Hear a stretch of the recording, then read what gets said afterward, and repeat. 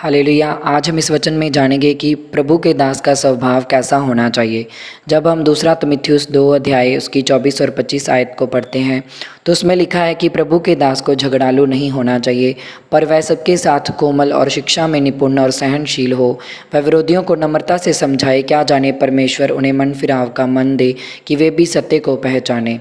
Bible बताती है कि प्रभु के दास को झगड़ालू नहीं होना चाहिए। वो विरोधियों को नम्रता से समझाए, क्या जाने परमेश्वर उन्हें मन फिराव का मन दे और वो भी प्रभु को जाने, सत्य को पहचाने।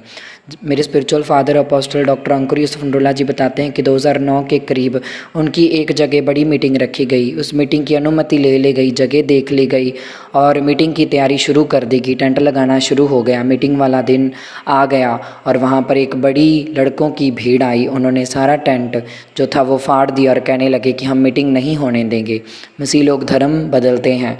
तब फिर परमेश्वर के दास बताते हैं कि हम पुलिस के पास गए तो पुलिस भी कई बार देखती है कि दंगा ना हो जाए, कि किनकी स्थिति भारी है। इस कारण पुलिस ने भी मीटिंग करने की अनुमति नहीं दी। तो फिर वो मीटिंग रद्द हो गई और मीटिंग के 13 साल बाद जिस व्यक्ति ने मीटिंग का विरोध किया था वह व्यक्ति विधायक एमएलए के चुनाव में खड़ा हुआ। उसे 13 साल पहले ये मालूम नहीं था कि यहाँ परमेश्वर का इतना अधिक काम होगा, क्योंकि उस जगह पे आज 50% जो लोग मसीह हैं। तो 13 साल पहले उस जगह मीटिंग नहीं हुई तो क्या हो गया? प्रभु का काम बंद नहीं हुआ, बल्कि वहाँ सुसमाचार फैला कि लोग एक दूसरे को यीशु मसीह के बारे में बता रहे थे। जिस तरह प्रेरितों के काम की कलीसियाओं में चमत्कार होते थे तो वे एक दूसरे को बताते थे कि देख परमेश्वर ने मेरी ज़िंदगी में क्या किया। तो उस जगह सुसमाचार इसी रीति फैला। अतएव जब वहाँ पर वह व्यक्ति 13 साल बाद चुनाव में खड़ा हुआ तो उसने चर्च में संदेश भेजा कि मैं माफ़ी मांगता हूँ, क्या आप मुझे माफ़ करेंगे? मुझे डर लग रहा है कि कहीं मैं आपके पास आऊँ तो आपके लोग मुझे मारेंगे, क्योंकि मैंने आपका विरोध किया था। मैं शर्मिंदा हूँ, मैं आकर माफ़ी मांगना चाहता हूँ। तो परमेश्वर के दास बताते हैं कि मैंने उससे कहा, मैं तो आपकी गलती उसी दिन माफ़ कर चुका था, तो अब आपको माफ़ी मांगने की ज़रूरत नहीं है, आ जाओ। और जब वह व्यक्ति आया तो परमेश्वर के दास बताते हैं कि मैंने उसको चाय पिलाई, खाना खिलाया।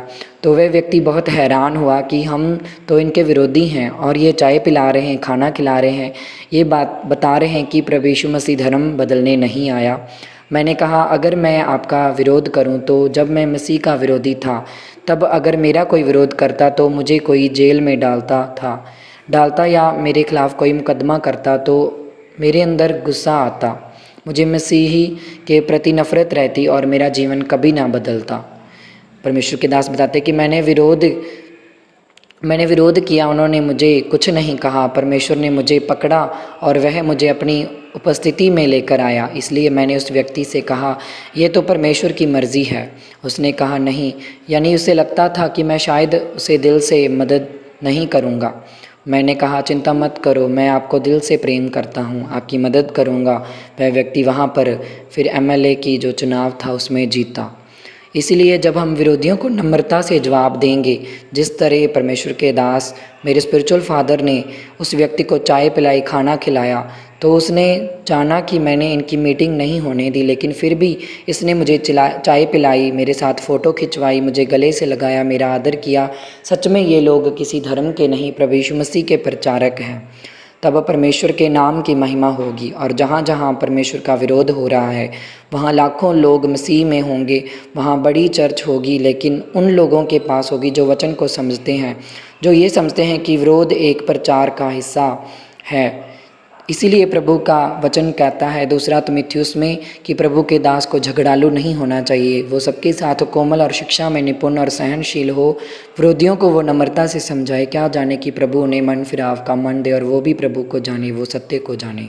सब कलीसिया कहें आमीन आमीन। तो आप सभी अब जान चुके होंगे इस वचन के द्वारा कि परमेश्वर के दासों का स्वभाव जो है वो कैसा होना चाहिए। वो कोमल और शिक्षा में निपुण, सहनशील होने चाहिए, वो नम्रता के साथ विरोधियों को समझाने वाले होने चाहिए, लड़ाई या झगड़ालू वो नहीं होने चाहिए। तो इस वचन के द्वारा आप सभी आशीषित होंगे, मेरा विश्वास है। आप मेरे पीछे इस प्रार्थना को करेंगे। सर्वशक्तिमान परमेश्वर, इस वचन के लिए मैं आपका धन्यवाद करता हूँ। परमेश्वर, मैं ये अंगीकार करता हूँ कि मैं अपने दुश्मनों को दिल से माफ़ करता हूँ और उनके सामने आपके प्रेम को स्वभाव को प्रकट करूँगा। आप मुझ पर अनुग्रह करें प्रभु यीशु मसीह के सामर्थी नाम में। आमीन आमीन आमीन। आप सभी ब्लेस्ड हैं इस वचन के द्वारा। God bless you all.